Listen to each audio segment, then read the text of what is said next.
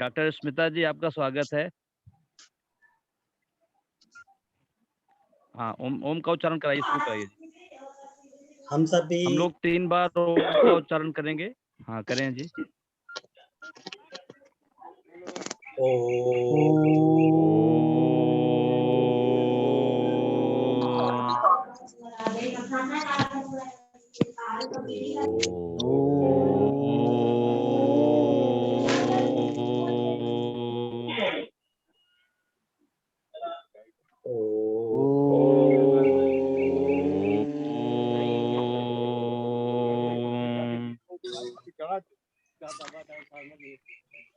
कृष्ण कुमार जी, आगे चलें।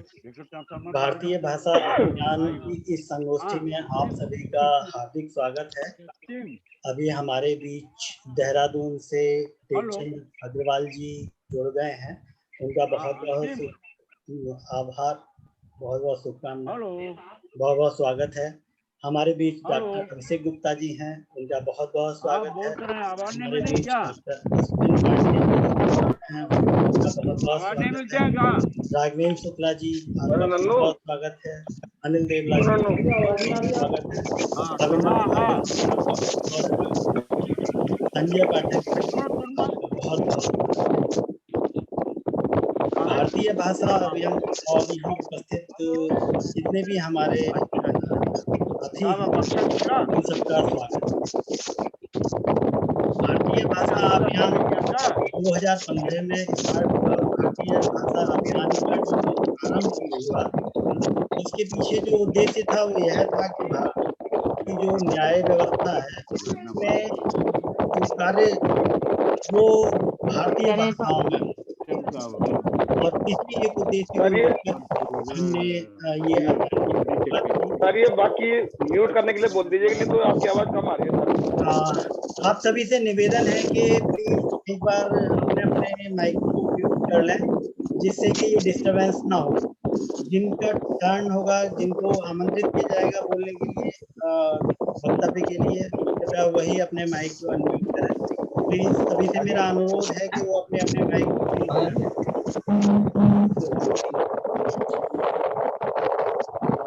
मेरे माइक बंद करना है, उसको मैंने हैं माइक बंद कर मेरा। सर, ये हवा की आवाज आ रही है किसी के माइक से? के साहब, आप सबको म्यूट कर दीजिए जी। तो जो भारतीय भाषा अभियान का उद्देश्य था, क्योंकि हमारे यहाँ जो जनता है वह जो अपनी भाषा में बोलती है, और जो यहाँ न्यायिक व्यवस्था है वो अंग्रेजी भाषा में न्याय का कार्य होता है। और कई बार ये दिक्कतें आती हैं, यह पेश करना पड़ता है कि जो वादी न्याय मांगने के लिए आया है उसको पता ही नहीं चलता कि मेरे मुकदमे में, मेरे वाद में क्या हुआ और क्या नहीं हुआ, जज ने क्या ऑर्डर पास किया, क्या आदेश हुआ, और मुझे न्याय मिला नहीं मिला, या मेरे कार्य जो हो रहा है न्यायालय में, जो मेरा केस डाला गया है वो ठीक ढंग से प्रस्तुत किया भी जा रहा है या नहीं। तो इन सब बातों को देखते हुए इस अभियान ने कहा कि जो जहाँ की, जिस प्रदेश की जो भाषा है, जो वहाँ की जन भाषा है, उसमें कार्य। तो ये एक छोटा सा भारतीय भाषा अभियान का विवरण था।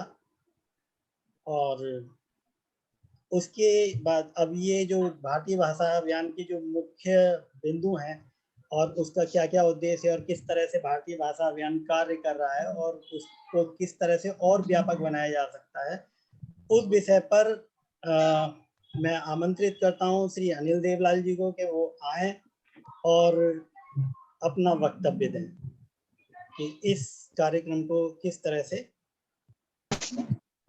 इस अभियान को और कैसे गति प्रदान की जा सकती है। आप सभी को नमस्कार, आपका स्वागत है।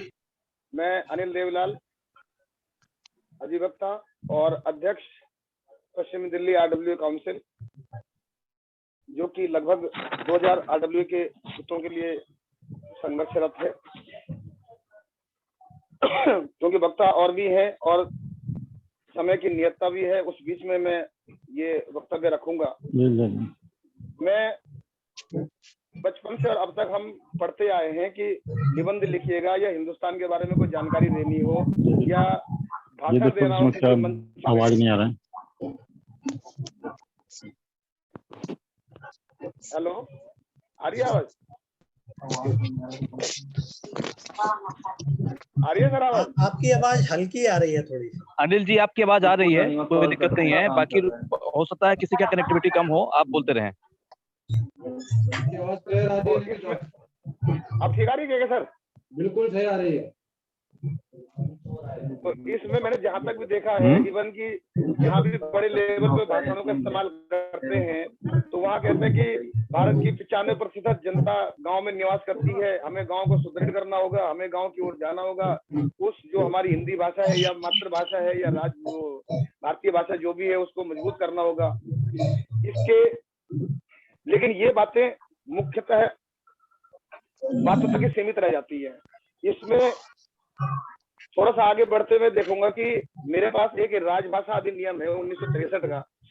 जब हमारा संविधान बना था तो उसमें ये कहा था कि मात्र 15 वर्ष तक, जब तक कि क्योंकि हम उस टाइम यूज हो चुके थे इंग्लिश के, हमारी भाषा क्या थी कि उर्दू, हिंदी और इंग्लिश मिक्स हो गई थी और इंग्लिश डोमिनेटिंग लैंग्वेज थी। तो ठीक है, उस टाइम हम थोड़ा सा उनके गुलाम थे।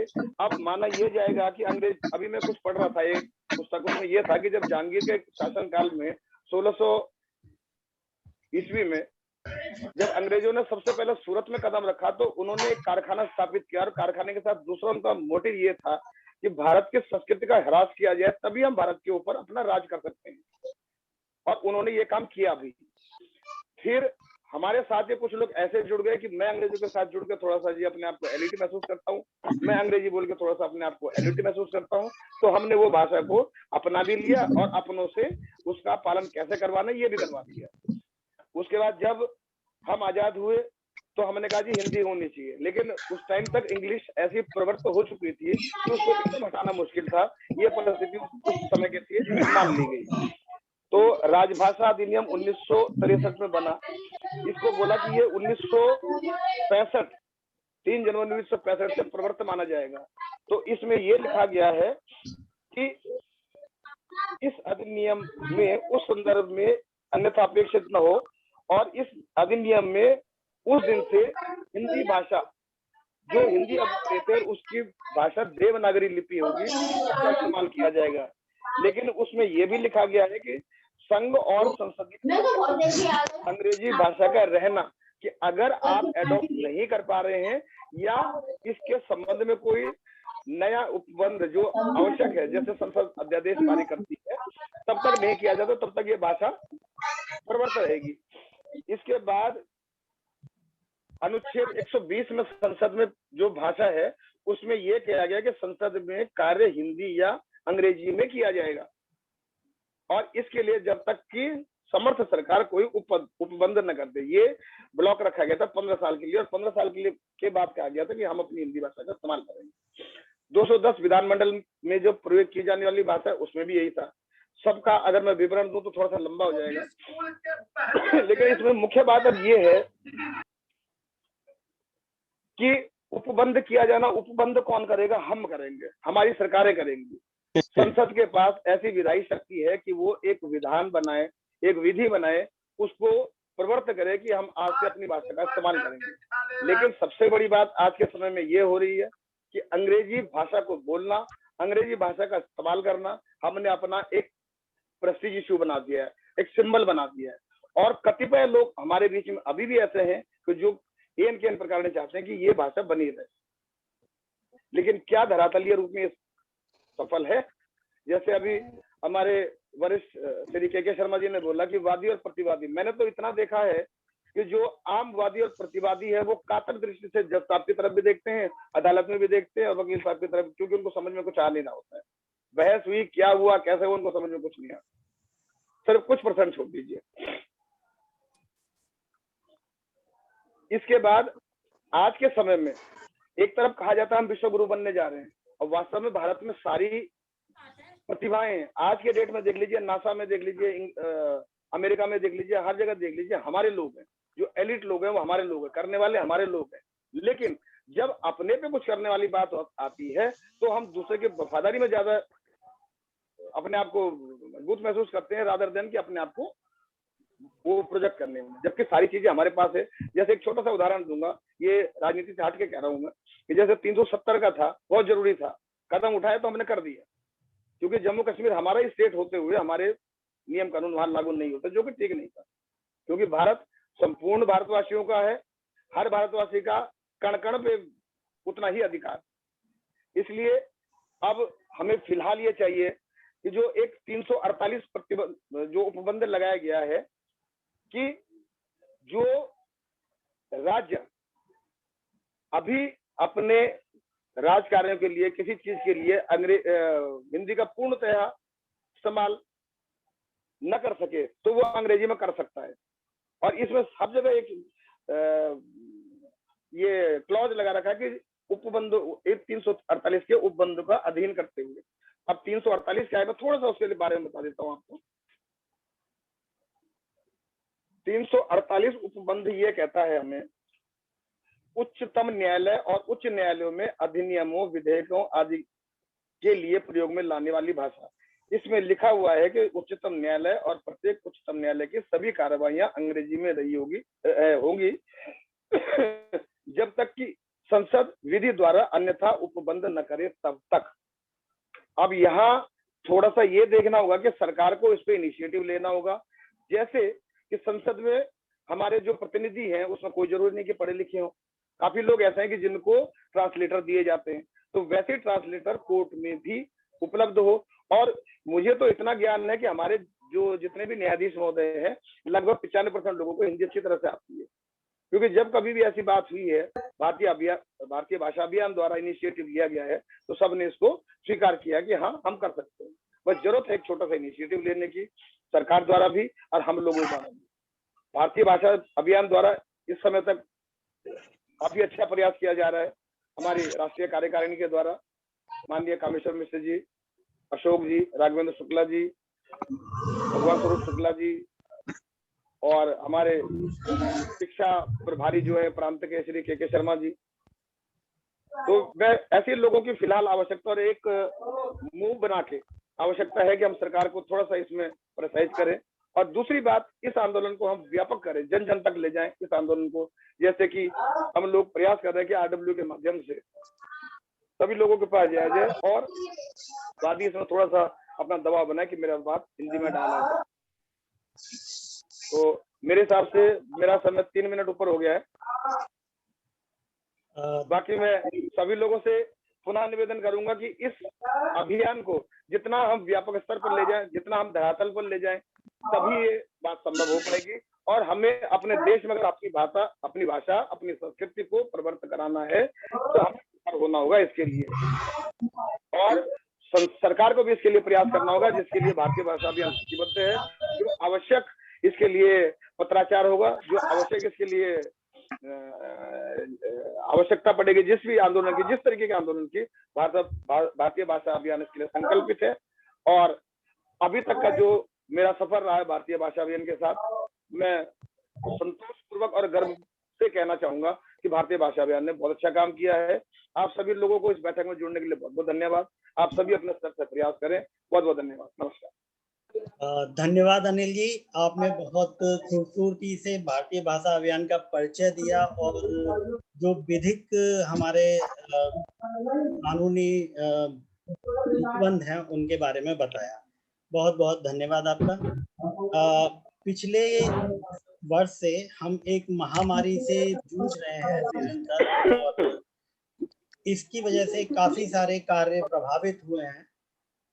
और जो 2021 में जो कोरोना नामक महामारी है और उसका जो प्रकोप है वो पिछले दौर के मुकाबले और ज्यादा तेजी से और आक्रामक ढंग से उभर कर आया है। हमारे साथ डॉक्टर अरविंद कुमार जी जुड़े हुए हैं, जो केंद्रीय स्वास्थ्य में मुख्य चिकित्सा अधिकारी हैं और चाणक्यपुरी में पोस्टेड हैं। उनका बहुत बहुत स्वागत है। मैं उनसे आग्रह करूंगा, नमस्कार। हमें कोरोना नामक बीमारी से लड़ने के लिए क्या उसके बचाव हैं और क्या उपचार हैं, हमें क्या क्या प्रिकॉशंस लेने चाहिए, उसके बारे में जानकारी दें। बहुत बहुत स्वागत है अरविंद जी। देखिए, कोरोना तो एक बहुत बड़ी महामारी है और हम लोग सबों को इससे मिलके ही लड़ना पड़ेगा, क्योंकि सबसे बड़ा चीज है बचाव।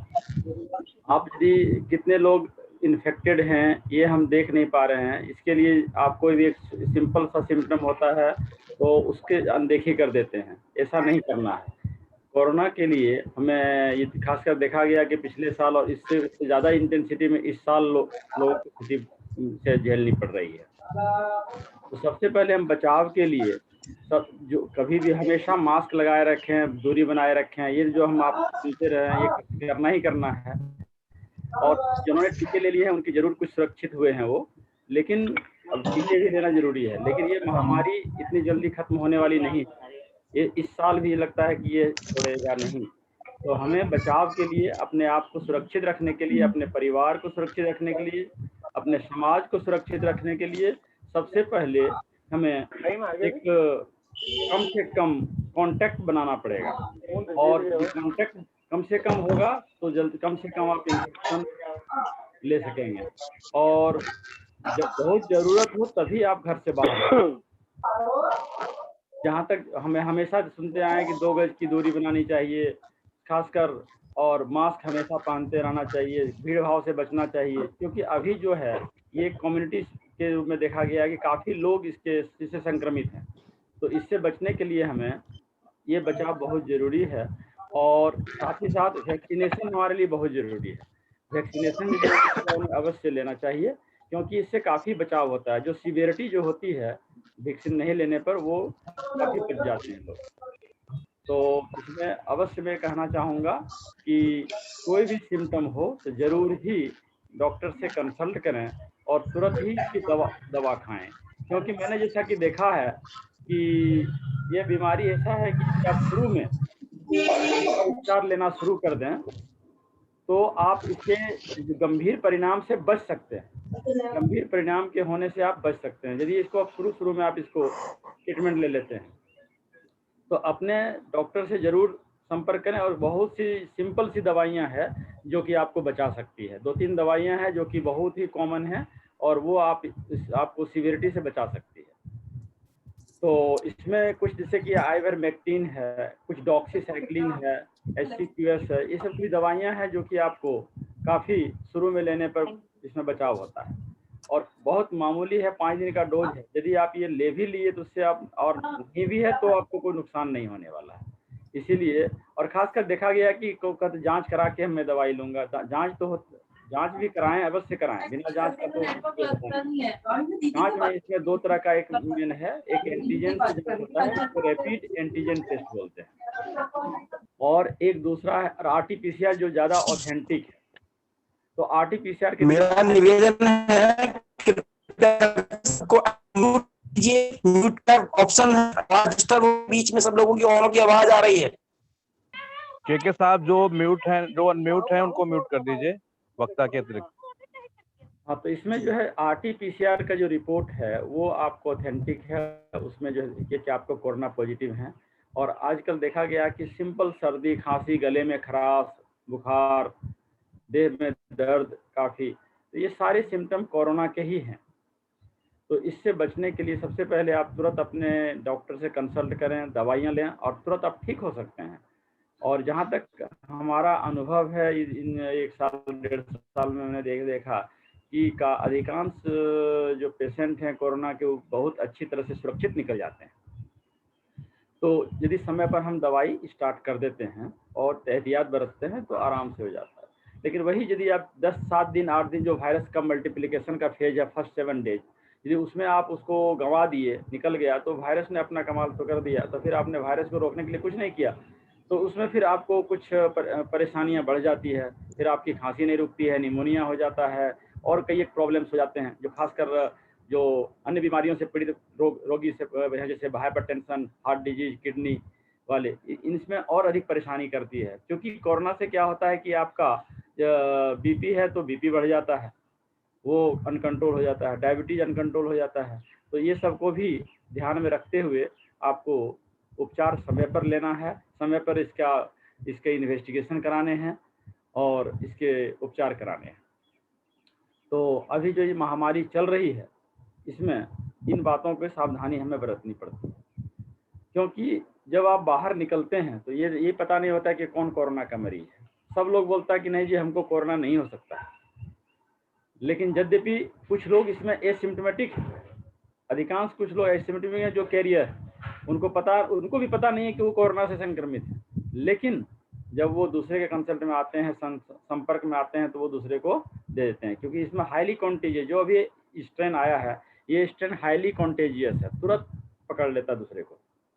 तो इसीलिए अनावश्यक हमें बाहर नहीं घूमना है, खासकर अभी जो ये पीक सीजन चल रहा है, एक जो एक महीना का जो रहेगा, इसमें बाहर नहीं जाना है, बचाव करना है, मास्क अवश्य लगा के निकलना है, रेगुलर हैंड वॉशिंग करनी है, कोई सामान उठाने के पहले उसको सैनिटाइज करनी है।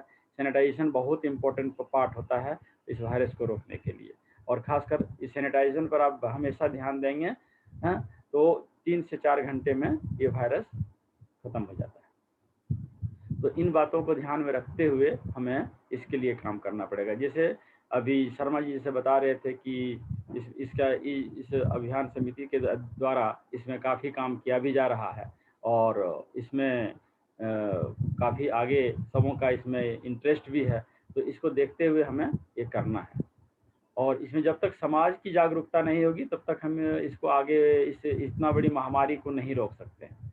इसमें समाज की जागरूकता बहुत बहुत ज़रूरी है, और उसमें जो है इस विज्ञान संस्था का बहुत बड़ा रोल है, बहुत बड़ा ज्ञान है जी।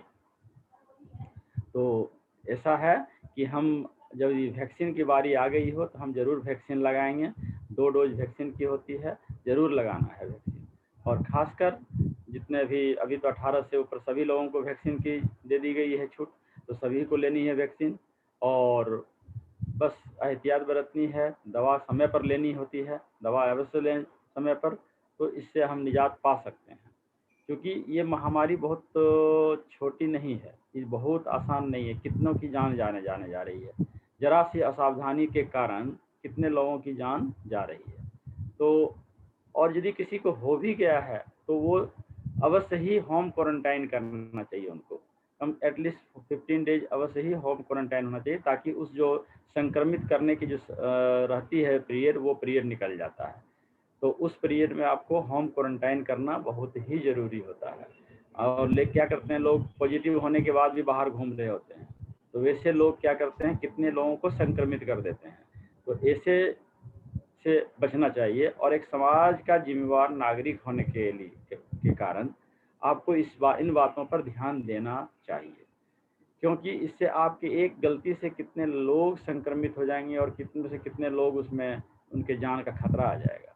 इसलिए दूसरे को भी हम संक्रमण ना फैलाएं, ये बहुत बड़ी बात होती है, वो बहुत ध्यान रखना पड़ता है आपको, क्योंकि एक इन बातों का जो है ध्यान नहीं रखेंगे तो समाज में और लोग संक्रमित होते चले जाएंगे, है ना। तो इसलिए हमें इस बीमारी को रोकने के लिए बहुत कुछ बातें हैं जो हमने बताया है, इसे अवश्य हम सबों को एक जिम्मेवार नागरिक होने के कारण करना चाहिए, और इसको बढ़ने से रोकना चाहिए।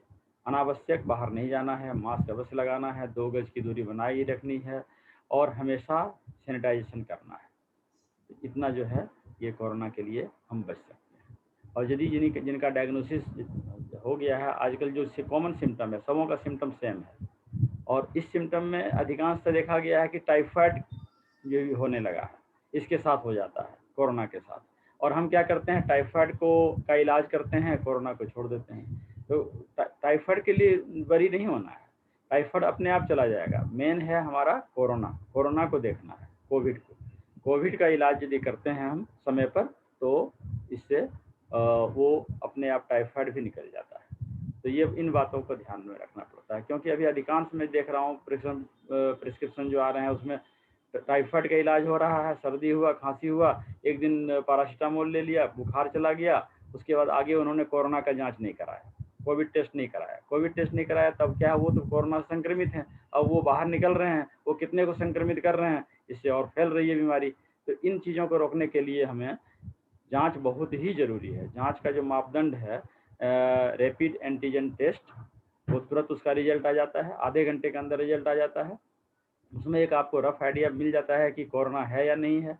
और एक दूसरा टेस्ट जो RT-PCR मैंने बताया, RT-PCR टेस्ट से जो है आपको वो ऑथेंटिक टेस्ट है, वो है पॉजिटिव, इसका मतलब है, क्योंकि वो जो वायरस के RNA से टेस्ट होता है, तो इसमें हमें ये देखना पड़ता है ना। तो इसलिए RT-PCR टेस्ट में आजकल काफ़ी लंबी लाइन भी लगी हुई है, तो उसका ये हम कर लेते हैं। तो ये इन बातों को ध्यान देना होता है। डायग्नोसिस बहुत इंपॉर्टेंट पार्ट होता है, और डायग्नोसिस होने के बाद ही आपका ट्रीटमेंट होता है। लेकिन हम ये जो किन सिम्टम के आधार पर भी ट्रीटमेंट यदि स्टार्ट करते हैं, जो बेसिक ट्रीटमेंट है इसका, तो उससे कोई नुकसान नहीं है मरीज को। उसमें हम इलाज लेने से पेशेंट को फ़ायदा ही होता है।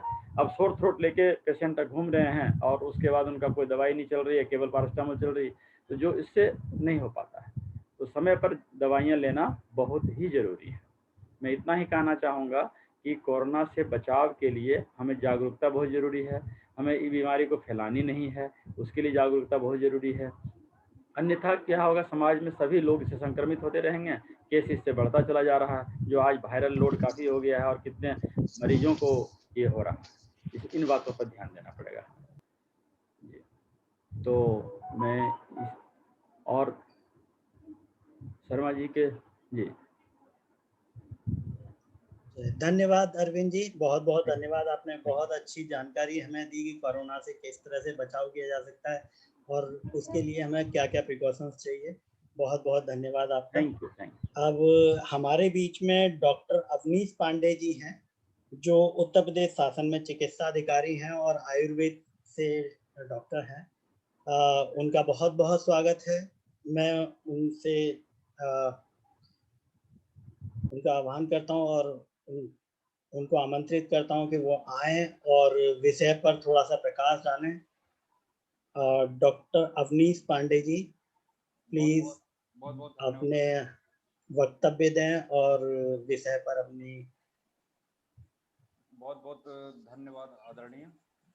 अवनीश जी, आपकी आवाज थोड़ी कम आ रही है, तो प्लीज। मेरी आवाज आ रही है? हाँ, अब आ रही है। तो अपना विषय। मैं भारतीय भाषा अभियान के द्वारा चलाए जा रहे इस अभियान को, आपके द्वारा किए जा रहे कार्यों की मैं प्रशंसा करता हूं। आपका जो प्रयास है अत्यंत ही सराहनीय है। आप सभी लोगों को बहुत बहुत साधुवाद।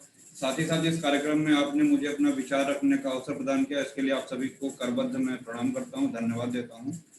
मैं डॉक्टर अरविंद कुमार सर को नमन करते हुए, साथ ही साथ माननीय चंद्रमोहन जी, माननीय डॉक्टर अभिषेक गुप्ता जी, श्री कामेश्वर नाथ जी, आप सभी को और इस कार्यक्रम में जुड़े हुए तमाम लोगों को मैं सादर अभिवादन करते हुए मैं बताना चाहता हूं कि जैसा आज का विषय है कि कोरोना में आयुर्वेद और योग का क्या महत्व हो सकता है या क्या रोल हो सकता है, वो तो बात की बात है। लेकिन जैसा कि हम लोग ऐसी चर्चा कर रहे हैं कि इस बार का जो कोविड है, जो कोरोना है, बहुत ज़्यादा इसका जो है प्रभाव बहुत ज़्यादा है, स्ट्रेन बहुत खतरनाक है। क्या हम लोग को ये नहीं लगता कहीं ना कहीं हम लोग लापरवाह हो गए हैं? पिछली बार से कहीं ज़्यादा हम लापरवाह हो गए। जो डर हमारे अंदर पिछली बार था आज नहीं है। अभी जैसा सर ने कहा, हमको अगर होम आइसोलेशन में रहने का एक अवसर सरकार ने दिया। पिछली बार क्या होता था कि पॉजिटिव आया, गाड़ी आती थी, तुरंत उठा के हॉस्पिटल ले जाती थी। अगर इस बार आपको क्वारंटीन होम आइसोलेशन में रहने का अवसर दिया गया है, तो मैं देख रहा हूँ पॉजिटिव लोग भी बाजार में निकल रहे हैं, घूम रहे हैं और अन्य लोगों को भी संक्रमित कर रहे हैं। ये बहुत ही गलत है। हमको सुरक्षा बरकरार रखनी होगी, सोशल डिस्टेंसिंग फॉलो करना पड़ेगा, मास्क का प्रयोग करना पड़ेगा, 2 गज की दूरी बहुत जरूरी है। सिर्फ और सिर्फ गवर्नमेंट के भरोसे, गवर्नमेंट को कोसने से ऐसा कुछ भी नहीं होगा।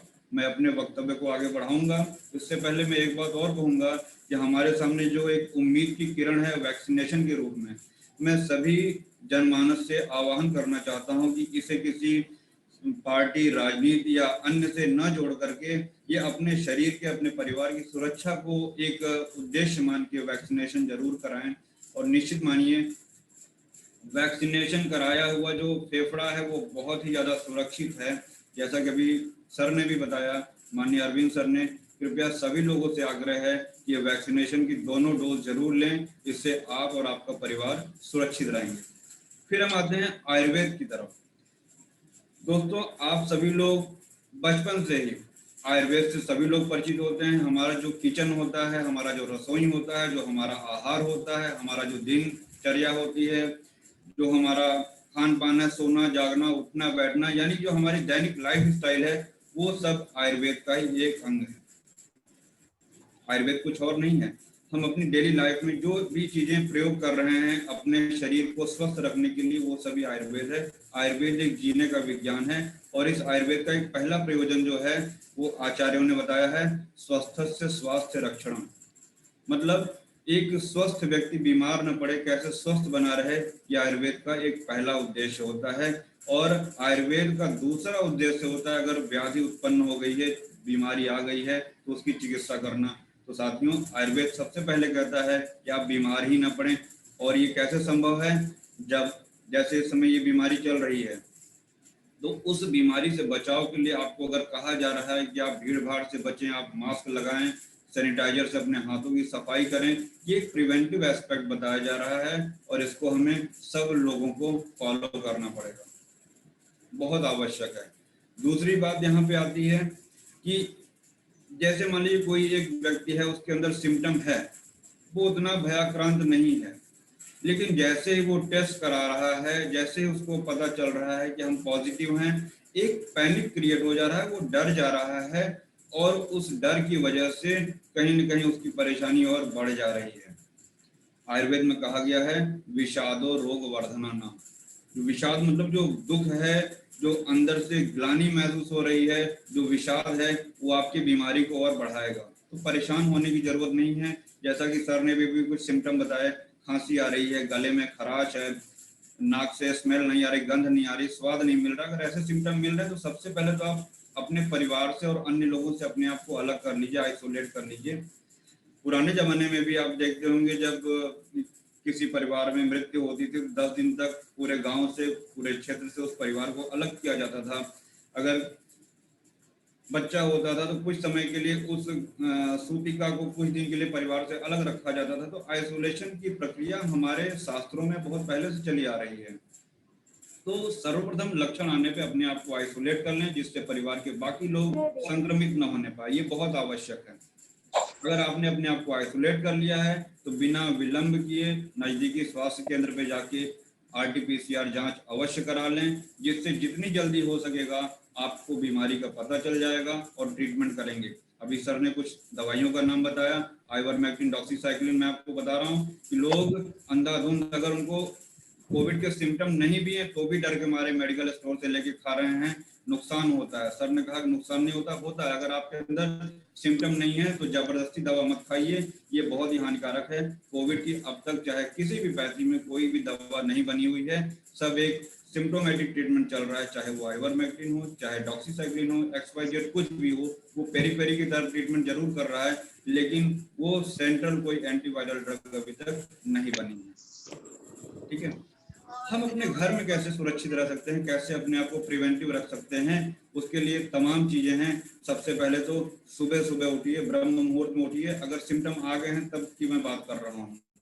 सबसे पहले खुले वातावरण में ब्रीदिंग करिए, प्राणायाम करिए, अनुलोम विलोम करिए। अभी योगाचार्य डॉक्टर अभिषेक जी बताएंगे आपको इसके क्या महत्व है। अभी उनका दूरदर्शन पे भी मैंने एक बहुत अच्छा वक्तव्य देखा था कि योग के द्वारा कैसे आप ऑक्सीजन के लेवल को बढ़ा सकते हैं। अभी उस पर चर्चा करेंगे। तो अगर आप आइसोलेट हो गए हैं और आपके सिम्टम आ चुके हैं तो सबसे पहले तो घबराएं नहीं, और निगेटिव थॉट से, निगेटिव समाचारों से, मोबाइल में अगर कोई इस तरीके से दुष्प्रचार, भ्रांतियां और गलत मैसेज वो चले गए हैं, उनकी मृत्यु हो गई, इस तरीके की खबरों से अपने आप को बचाएं और अपने आप को सकारात्मक पॉजिटिविटी अपने अंदर ले आएं। अगर आपके अंदर पॉजिटिविटी है, अगर आप सकारात्मक सोच रहे हैं तो कभी आपका बुरा हो ही नहीं सकता है। आप स्वस्थ होके, जैसा कि सर ने बताया, आप हफ्ते 10 दिन में, 14 दिन में बिल्कुल स्वस्थ हो जाएंगे। लेकिन अगर आपकी सोच नकारात्मक है तो आपको स्वस्थ होने में समय लग सकता है और ये भी हो सकता है कि कुछ बड़ा हादसा हो जाए। इसलिए नकारात्मक सोच से बिल्कुल परहेज करिए, दूर रहिए, ये सबसे जरूरी है। मैंने आपको बताया ना कि रेफरेंस विषादो रोग वर्धनम आचार्य चरक ने आयुर्वेद में कहा है।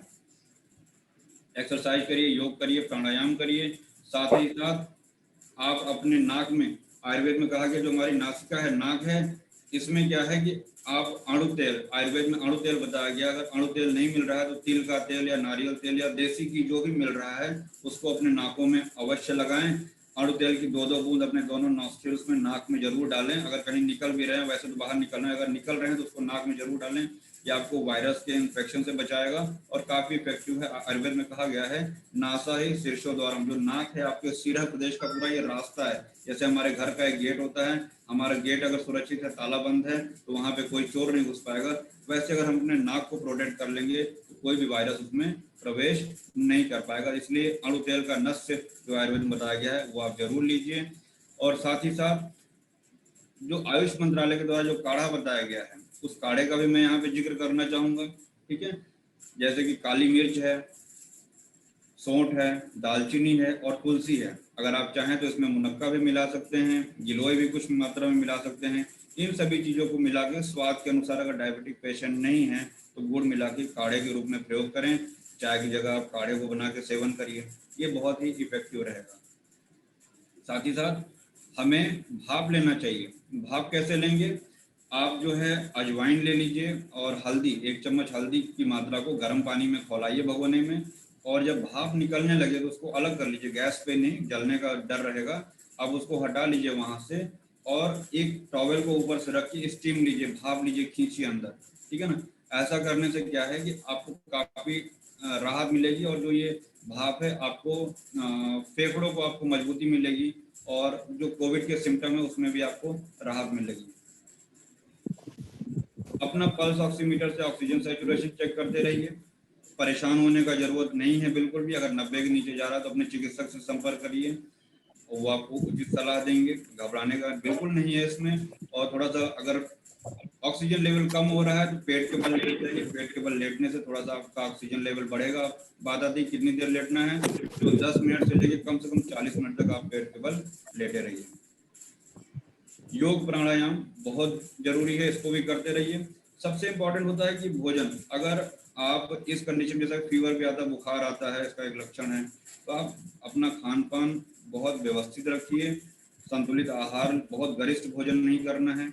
जो भी आपको अच्छा लगे उसे खाइए। हरी सब्जियों में जैसे लौकी है, तरोई है, इस तरीके की जो सीजनल सब्जियां आ रही है आप उसका सेवन करिए।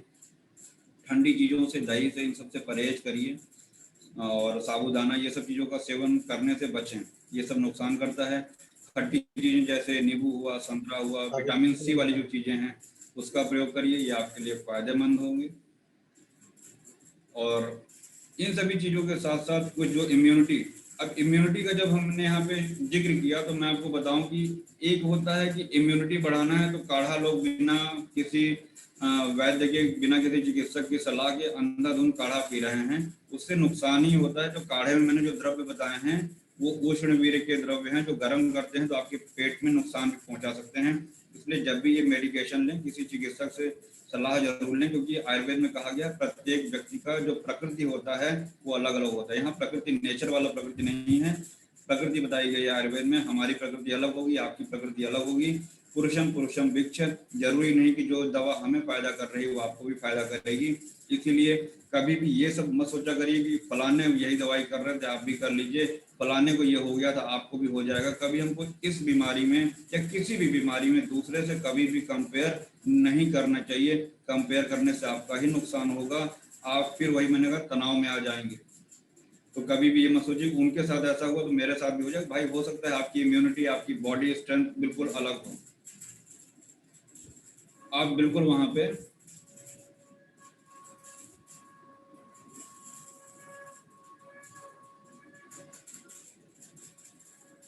अभी तक हमने आपसे जो चर्चा की वो काढ़े के विषय में हम लोगों ने बात किया, नस्य के रूप में बात किया, भाप के विषय में बात किया। अभी एक कॉमन है कि दूध में हल्दी डाल के पीना है, गोल्डन मिल्क, इसका भी बहुत अच्छा इफेक्ट है, तो आप उसको भी प्रयोग करिए।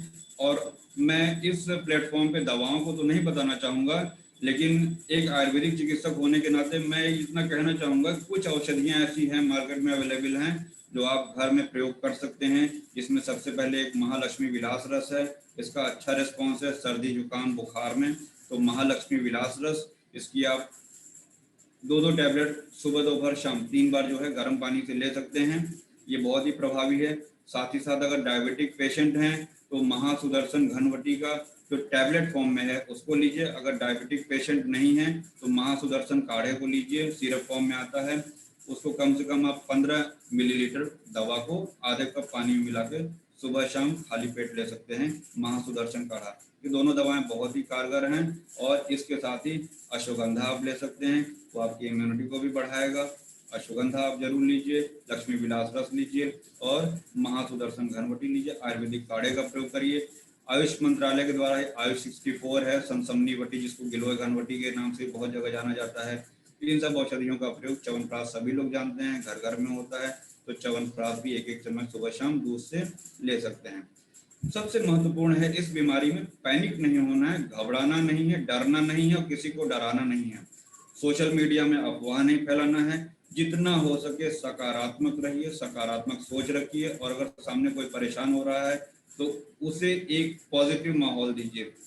अपने घर परिवार के साथ बने रहिए, मोबाइल के माध्यम से फोन पे बात करते रहिए, तनाव से दूर रखिए। टीवी में या सोशल मीडिया में ओवरलोड खबरें न देखिए। इन्हीं सभी बातों के साथ अपना ध्यान रखिए। सर्वे भवन्तु सुखिनः, सर्वे सन्तु निरामया। और हम सभी इस बीमारी से, इस प्रलयंकारी बीमारी से एक बार फिर बाहर आएंगे। अपना और अपने परिवार का, अपने देश का ध्यान रखिए। कोविड प्रोटोकॉल का पालन करिए। जो भीड़ भाड़ से बचने की बातें कही जा रही, मास्क लगाने की बात कही जा रही, सैनिटाइजर यूज करने, अपने स्वच्छता की बात कही जा रही है, इसको जरूर पालन करिए। ये सब बातें मैं नहीं कह रहा हूँ, ये आयुर्वेद में आचार्य चरक ने बहुत पहले जनपदोध्वंस अध्याय है, वहाँ बताया गया कि ये महामारी कैसे फैलती है। वहाँ कई तरीके के आचार्य सुश्रुत ने भी बताया है, प्रसंगात गात्र प्रसाद ऐसे करके श्लोक आया। मैं यहाँ पे संस्कृत की बात नहीं करूंगा, बस यूं समझ लीजिए कि जो महामारी है इस तरीके से औपसर्गिक रोग कंटा में जो संक्रमण बीमारियां होती हैं वो एक दूसरे के संपर्क से होती हैं।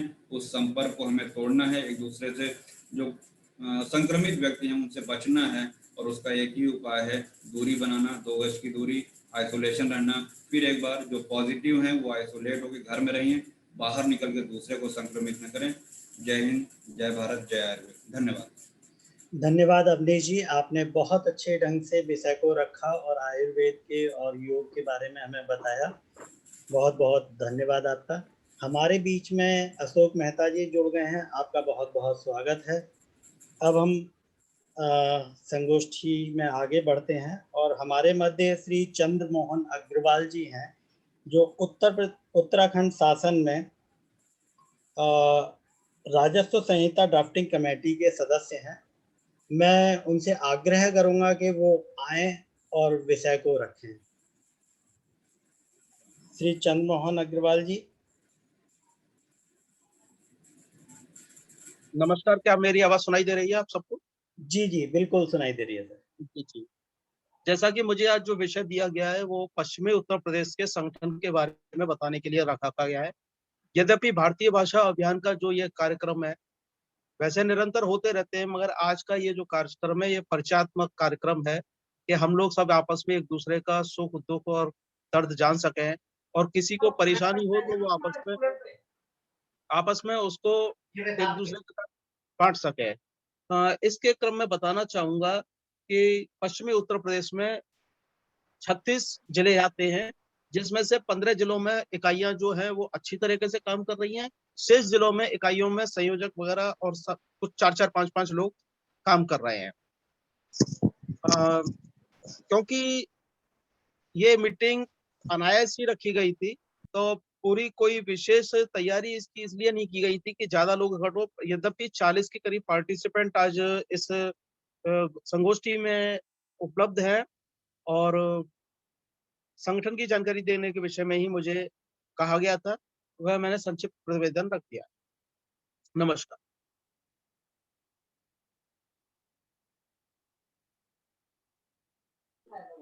एक रिक्वेस्ट है कृष्ण कुमार जी, आगे बताएं। माननीय मेहता जी हमारे बीच में हैं, मैं आपका स्वागत करता हूं। और माननीय मेहता जी, हम चाहेंगे कि आपका आशीर्वाद हमें मिले जी। एक लाइन में कहना चाहूंगा अग्रवाल जी से कि उन्होंने बताया 36 जिले में 15 जिले हैं जिनमें हमारी कार्यकारिणी का गठन हो चुका है। इतनी रिक्वेस्ट है कि राघवेंद्र जी उनसे वह लिस्ट बनवा करके अपने पास लेकर के मेरे पास भेज दीजिए, जिससे कि उसकी स्वीकृति फाइनल कर लें, एक बात। बाकी जहां 4-4, 5-5 लोग हैं उनका नाम भी आएगा। दूसरा, तीसरा, हमारे बीच में किसी को संक्रमण तो नहीं है वहां पे 36 जिलों में की क्या स्थिति? अगर अभी तक नहीं लिया गया है, इस विषय में चर्चा नहीं हुई है, तो आवश्यक यह है कि हम फोन करके एक बार उनसे जरूर बात करें। जी, हालात बहुत अच्छे नहीं हैं हमारे बीच में, अगर कहीं संक्रमण है तो उसकी जो सहायता हो सकती है हम कर सकते हैं। अग्रवाल जी उस स्थिति में हैं, समय लगता है लेकिन मिल जाता है। दिल्ली में बहुत हालत खराब है, अधिकतर तो मैं दिल्ली के ही अपने रिश्तेदार और अधिवक्ताओं की मदद करने में लगा हुआ हूँ, लेकिन पश्चिमी उत्तर प्रदेश में अगर सब ठीक ठाक हैगा तो मैं चाहूंगा कि कम से कम पड़ोस के जिलों की चिंता भी हम करें। आवश्यकता इस समय सबसे ज्यादा है। 3 बातों में एक बात रह गई।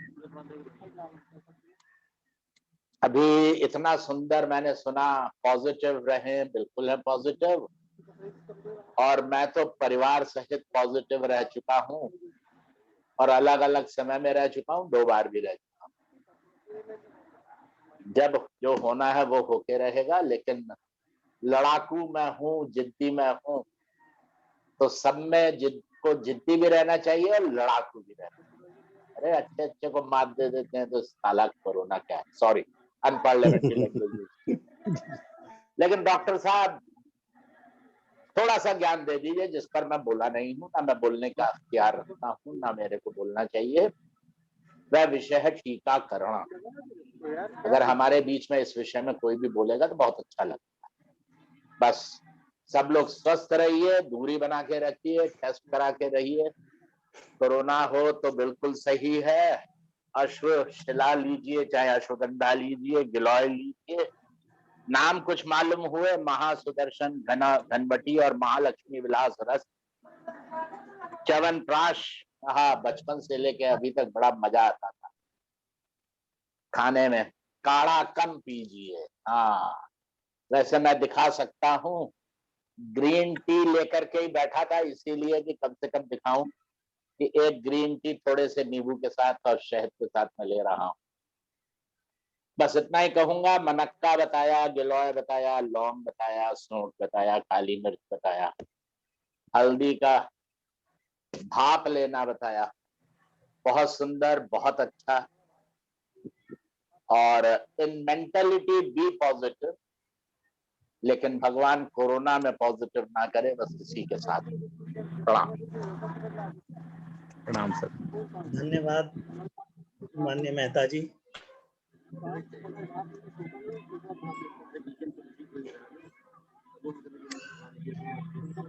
कृष्ण कुमार जी अगले वक्ता को बुलाएं। जी,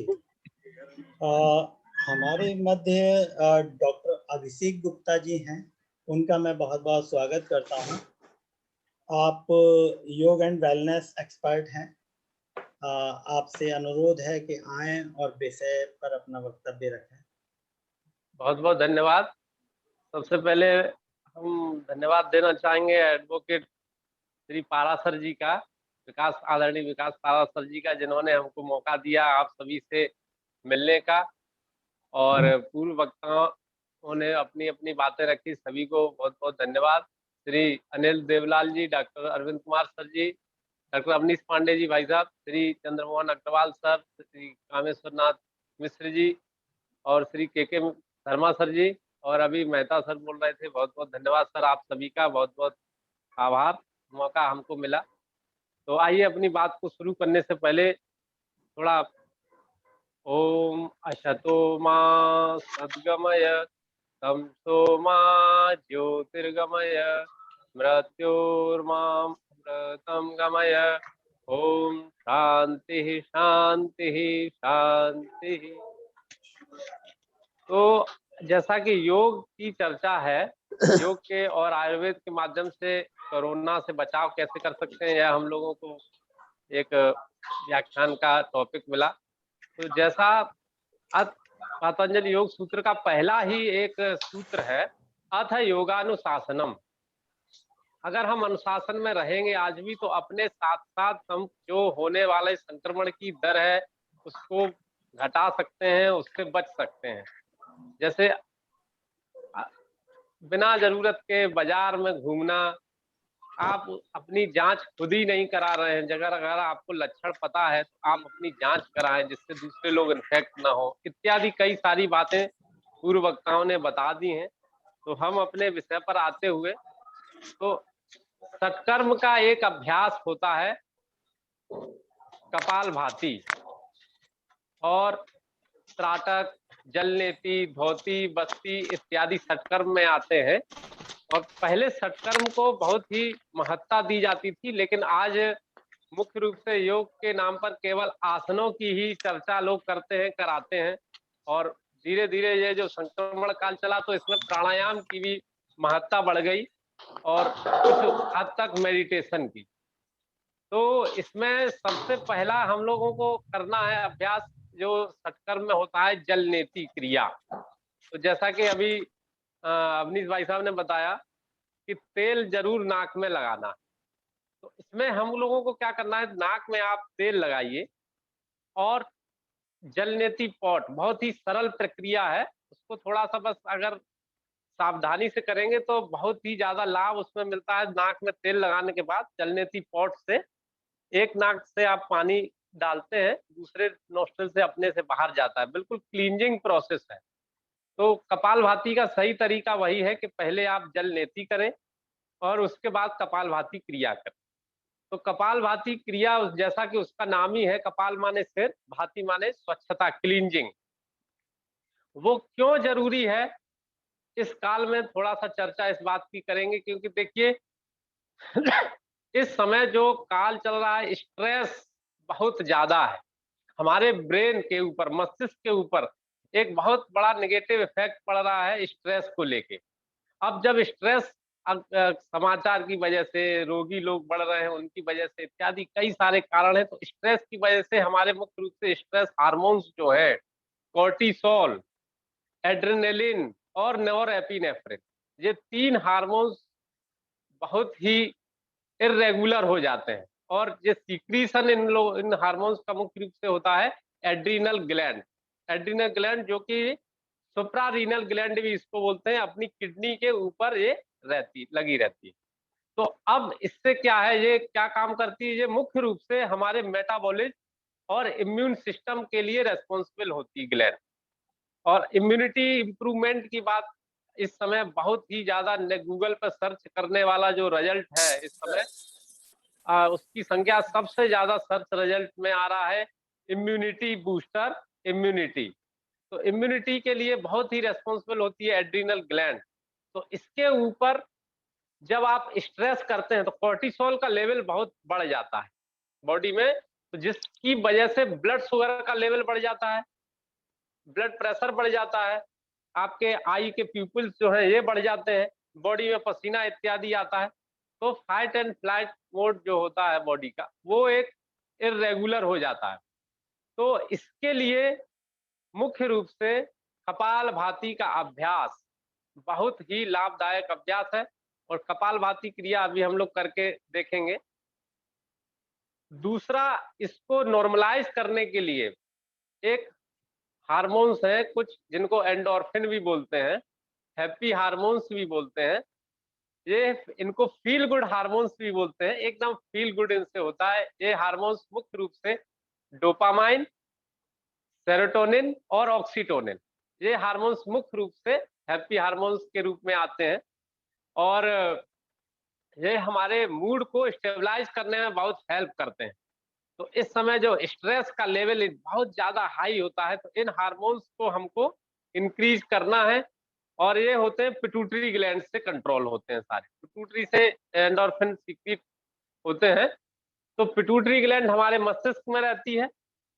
तो कपालभाति का नाम ही है, वही अगेन हम दोहरा रहे हैं, कपाल माने सिर, भाति माने स्वच्छता। तो कपाल भाति माने साबुन शैम्पू लगाने से स्वच्छता नहीं, हम जब कपालभाति का अभ्यास कर रहे हैं तो जो हमारे मस्तिष्क में पिट्यूटरी ग्लैंड स्थित है, जो वहां पे है पिट्यूटरी है, तो वो बहुत ही रेगुलेट होके जो हार्मोन्स है, एंडोक्राइन सिस्टम है, उसको रेगुलेट करता है बिल्कुल साइंटिफिकली रूप से। तो हैप्पी हार्मोन्स का सीक्रीशन इंक्रीज होगा, आपका मूड स्टेबलाइज होगा।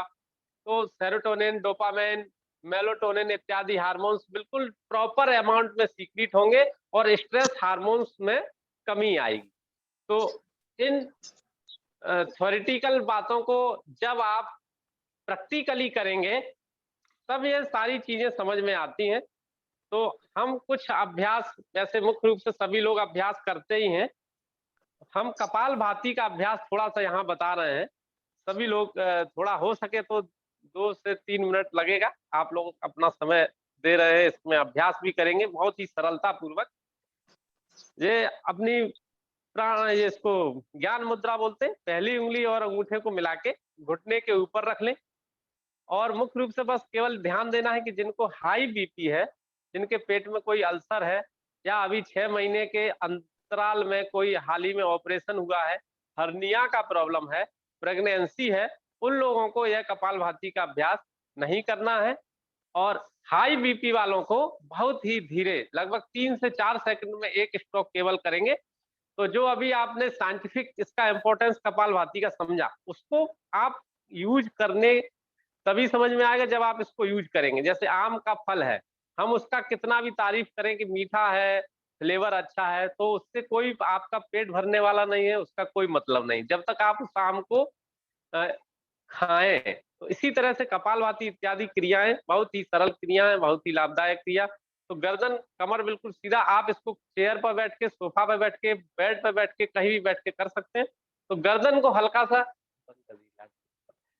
हाँ, गर्दन को हल्का सा 1 इंच ऊपर रखेंगे जिससे कि सांस को बाहर फेंकें और नाक में तेल लगा के जरूर इस क्रिया को करेंगे। तो बहुत ही लाभदायक अभ्यास। और सांस को पेट के झटके से आपको बाहर फेंकना है, सांस को पेट से बाहर। जो अपने एब्डोमिनल रेक्टस मसल्स हैं, एब्डोमिनल मसल्स हैं, इनको, और चेहरे पर किसी प्रकार का कोई स्ट्रेस नहीं रहना चाहिए। कई लोगों को आपने देखा होगा, हमने तो देखा है, आपने भी देखा होगा, कई लोग कपालभाति क्रिया इस तरह करते हैं। एक बार देखिए, तो ये क्रिया आपको नहीं करनी है, एकदम बिल्कुल सहजता से बैठे। आप पेट के ऊपर हाथ रख के भी फील कर सकते हैं कि पेट अंदर जा रहा है, सांस बाहर।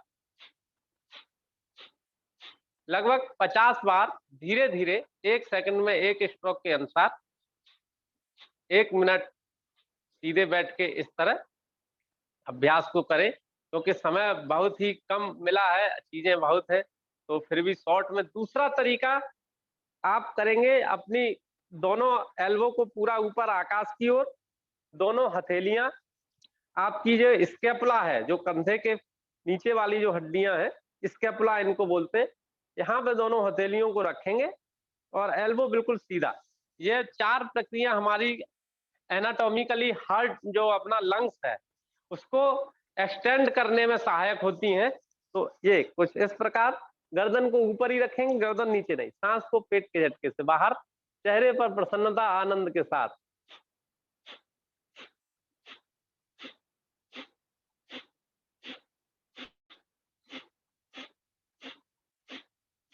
लगभग धीरे धीरे इस अभ्यास को 50 बार आप करें, लगभग 1 मिनट इस तरह हो जाएगा 50।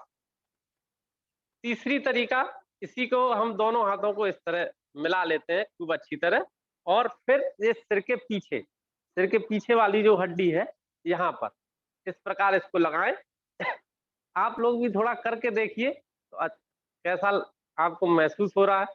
और एल्बो को सीधे रखेंगे, जो हमारी जो क्लेविकल बोन है, इसके पैरेलल में कोशिश करें कि आपकी दोनों एल्बो रहे और गर्दन को पुनः ऊपर, सांस को पेट से बाहर, पेट के झटके से सांस को बाहर फेंकेंगे इस तरह लगभग 50 बार। क्योंकि स्ट्रेस अगर आप लेंगे तो ब्रेन हमारा ऐसा है कि जैसा आप सोचेंगे उसी तरह का रिएक्ट करता है। तो आइए, 3 तरीके से ये हुआ। चौथा तरीका आपको और बता रहे हैं, जैसे हम नाक साफ करते हैं, तो उसी तरह आपको बाएं नाक से दाएं नाक से सांस को पेट के झटके से बाहर फेंकना है इस तरह। ये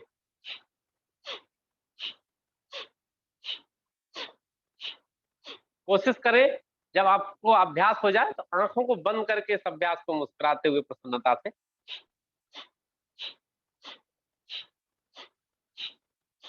लगभग 50 से 100 बार धीरे धीरे इस अभ्यास को करें। चौथा तरीका आप लोगों ने समझा। एक तरीका इसका और होता है, क्योंकि लगभग इसमें थोड़ी देर तक आपको अभ्यास करना है, तो बदल बदल के उसको मॉडिफाइड रूप में कपालभाति को चेंज करेंगे तो लाभ अधिक होगा। लंग्स को चारों तरफ से हमने एक्सटेंड किया। पांचवा तरीका है बायां हाथ नीचे दायां हाथ इसके ऊपर और सांस को वही बाहर फेंकना है, एल्बो को पीछे, तो लंग्स को एक्सटेंड करना। लंग्स का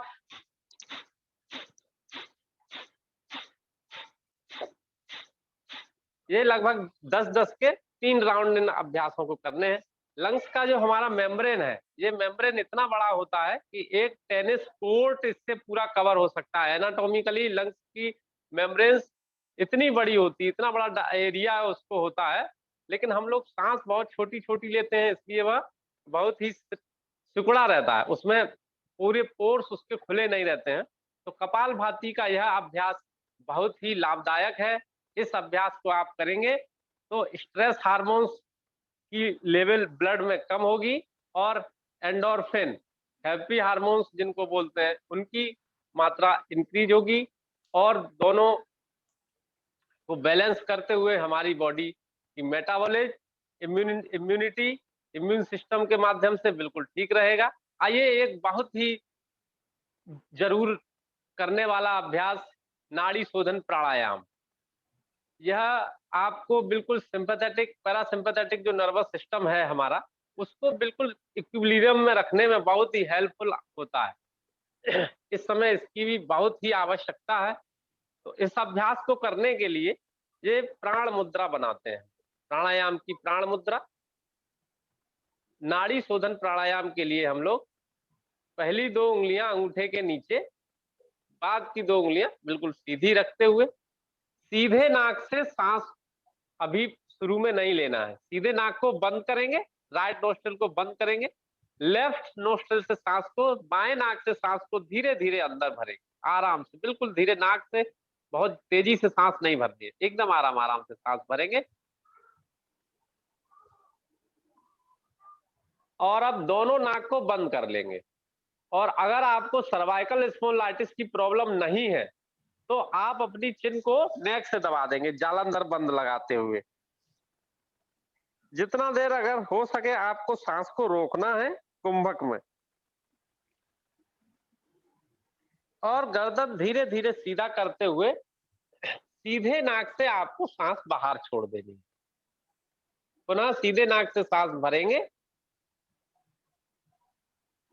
सीधे नाक को अंगूठे से बंद कर लें, फिर चिन को नेक से दबा दें, जालंधर बंद लगाएं, कुंभक माने सांस को रोकना। इसमें आप अपने भगवान का, इष्ट का मंत्र का जाप कर सकते हैं और गर्दन सीधा करके फिर बहुत ही धीरे धीरे बाहें नाक से सांस को बाहर छोड़ना। इस प्रकार यह एक चक्र नाड़ी शोधन प्राणायाम का होता है।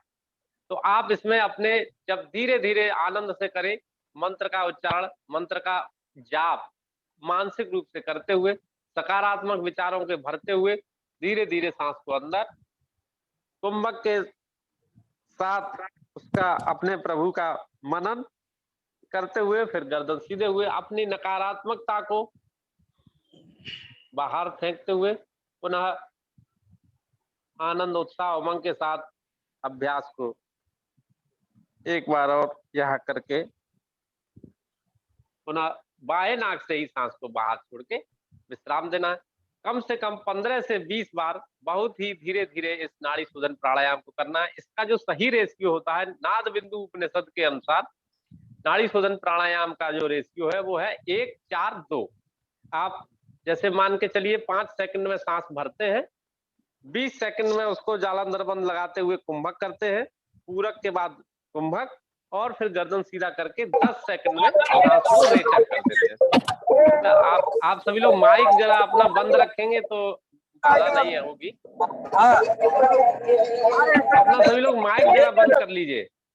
हाँ, तो ये 1-4-2 के रेशियो के अनुसार इस अभ्यास को आप अवश्य करें। और एक अभ्यास जो एंटी स्ट्रेस के रूप में बहुत ही यूज होता है, मेमोरी बूस्टर की तरह यूज होता है, उसको बोलते हैं भ्रामरी प्राणायाम। ये अभ्यास जरूर करना है। इसकी सही प्रक्रिया एक बार आप लोग देख लें, सरलता पूर्वक।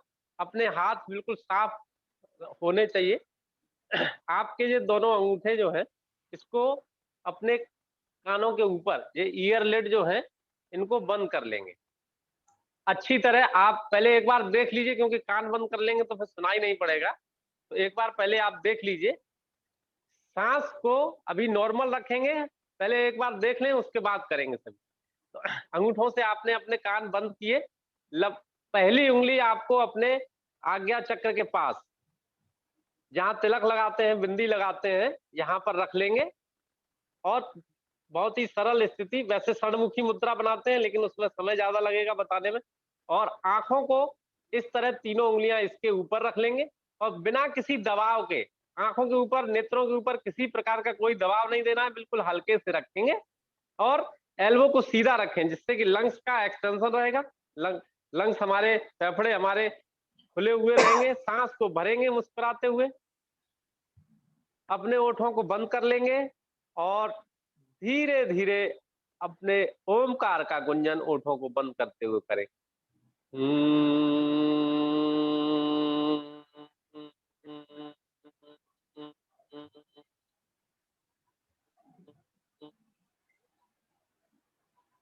धीरे धीरे 10 बार इस अभ्यास को हम लोग अभी करते हैं, फिर इसके बाद देखिए आपको कितना अच्छा लगता है। धीरे धीरे 10 बार।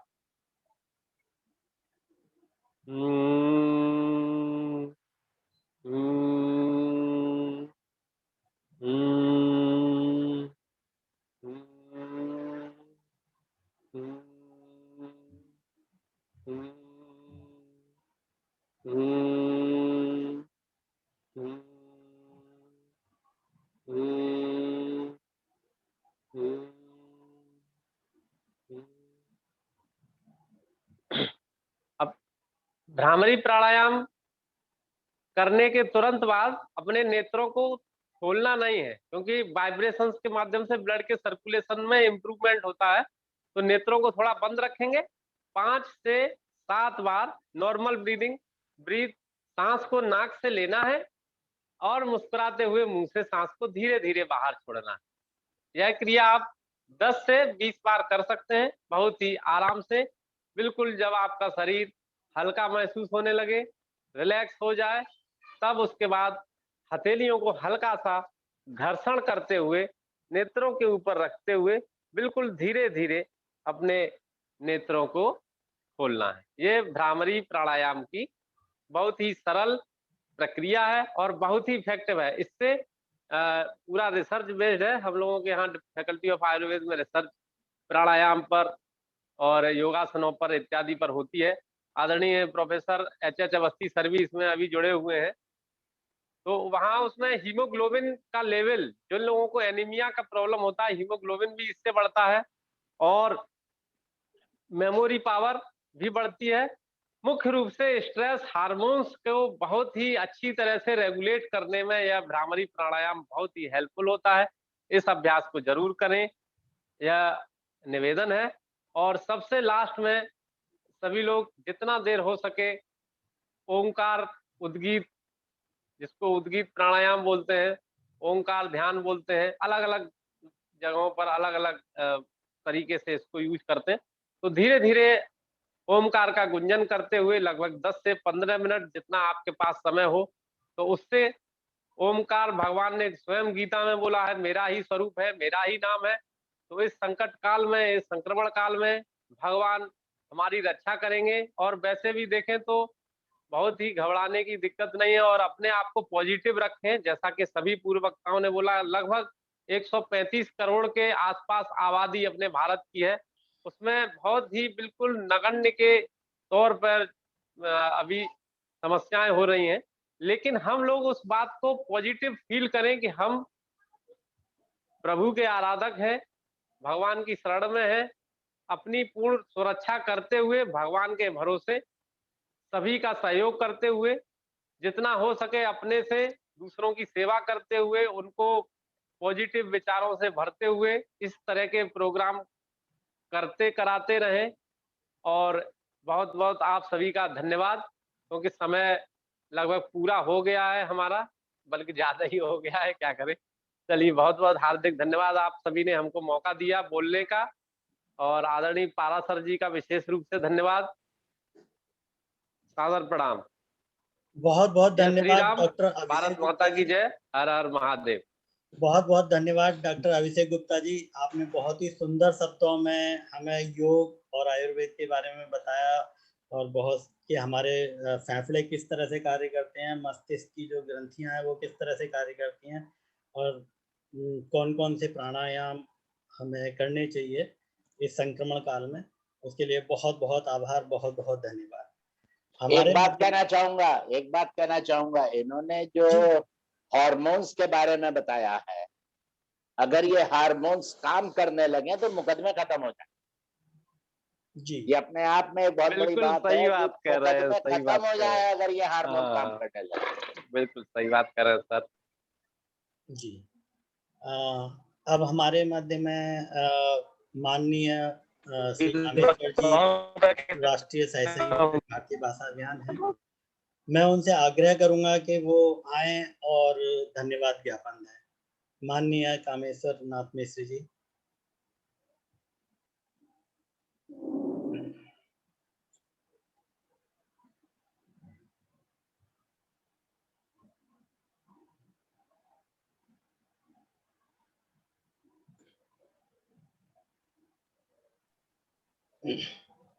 परम श्रद्धेय श्रीमान अशोक मेहता जी हमारे राष्ट्रीय संयोजक हैं, और आपके ही मार्गदर्शन में पूरे भारतवर्ष में और कार्यक्रम चल रहा है।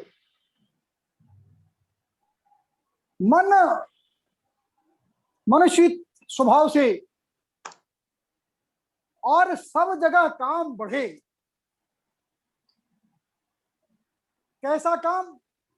तो जनता को न्याय जनता की भाषा में इस मंत्र का उद्घोष पूरे भारतवर्ष में हो जाए, इसके लिए आप भारतवर्ष की जनता को प्रेरणा देते रहते हैं, अधिवक्ताओं को प्रेरणा देते रहते हैं। आपकी प्रेरणा से अभी मैं पूर्वांचल का, आसाम, मेघालय, मणिपुर आदि क्षेत्रों की बैठक ले रहा था, इसी तरह का कार्यक्रम चल रहा था। और इसके बाद राघवेंद्र जी ने हमें कहा था कि इस कार्यक्रम का भी धन्यवाद ज्ञापन आपको करना है। तो सबसे पहले मैं धन्यवाद की कड़ी में अपने श्रीमान अशोक मेहता जी को धन्यवाद देता हूं कि आप इस कार्यक्रम में आए, हम लोगों का उत्साह वर्धन किए, इसके लिए बहुत बहुत धन्यवाद और आपका आभार व्यक्त करता है भारतीय भाषा अभियान। इस कार्यक्रम में डॉक्टर अरविंद कुमार जी मुख्य वक्ता के रूप में मुख्य चिकित्सा अधिकारी हैं। केंद्रीय सरकार स्वास्थ्य योजना संपूर्ण स्वास्थ्य केंद्र की चाणक्यपुरी में आपने भी अपना बहुत ही अच्छा उद्बोधन दिया, आपको भी बहुत बहुत धन्यवाद। भारतीय भाषा अभियान आभार प्रकट करती है। श्री चंद्रमोहन अग्रवाल, इनका तो कहना ही बड़ा विचित्र है। ये कहते हैं, प्रबल झंझा बात में तू बन अचल हिमवान रे मन। यानी हर झंझा बातों में देश के सामने कितनी बड़ी समस्या है, हाहाकार मचा हुआ है। कोरोना की इस भयावह महामारी में, और आपने यह इस कार्यक्रम की योजना रचना की कि नहीं, अपने लोगों को, अपने जो आयुर्वेदाचार्य हैं वो मार्गदर्शित करेंगे, और इस भाव को लेकर के आपने कार्यक्रम योजना रचना किया, इसके लिए आपको बहुत बहुत धन्यवाद। इसी कड़ी में अपने अनिल देवलाल जी हर समय भारतीय भाषा अभियान के आप अच्छे कार्यकर्ता हैं, हर समय भारतीय भाषा अभियान के लिए खड़े रहते हैं, आपको भी बहुत बहुत धन्यवाद। डॉक्टर अभिषेक गुप्ता जी, नाड़ी शोधन का विषय बताया, बहुत कम समय में अनुलोम विलोम, भ्रामरी प्राणायाम, सारी चीजें आपने बताई। यानी लग रहा था कि यह सिलसिला चलता रहे। बहुत अच्छा। परंतु समय अभाव के चलते आपको बीच में विराम लेना पड़ा।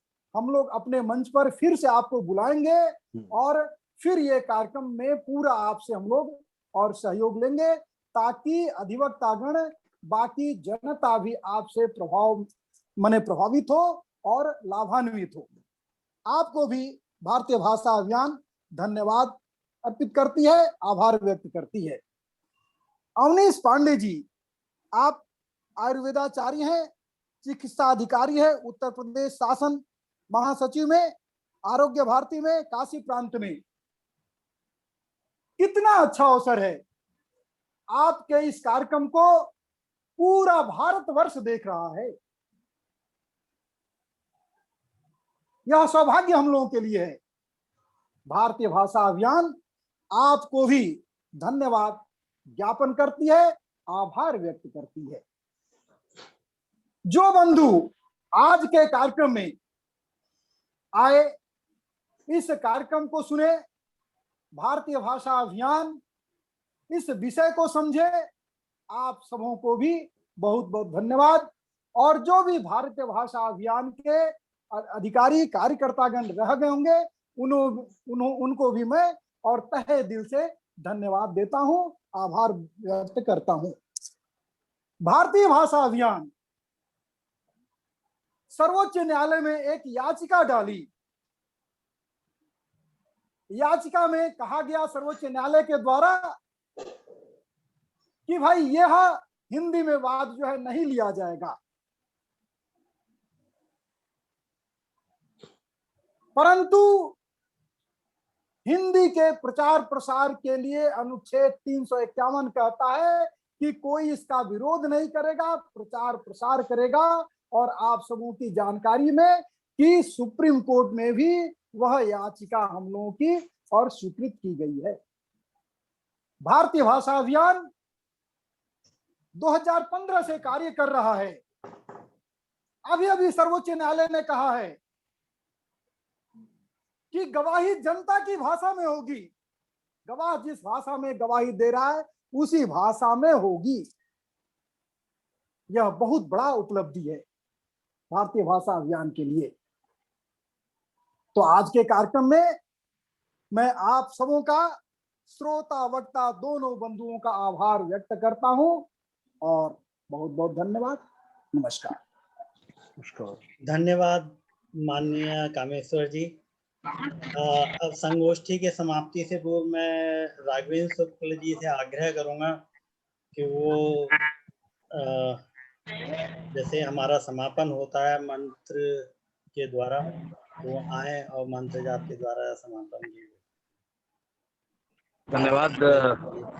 धन्यवाद कृष्ण जी। तो हम लोग कल्याण मंत्र करेंगे। पहली लाइन में कहूंगा, उसके बाद सब कोई साथ में कहेंगे जी।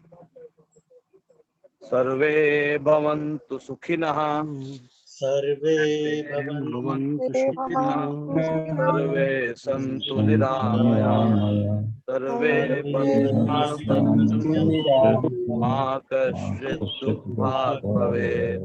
ओम शांति शांति भवतु। जय।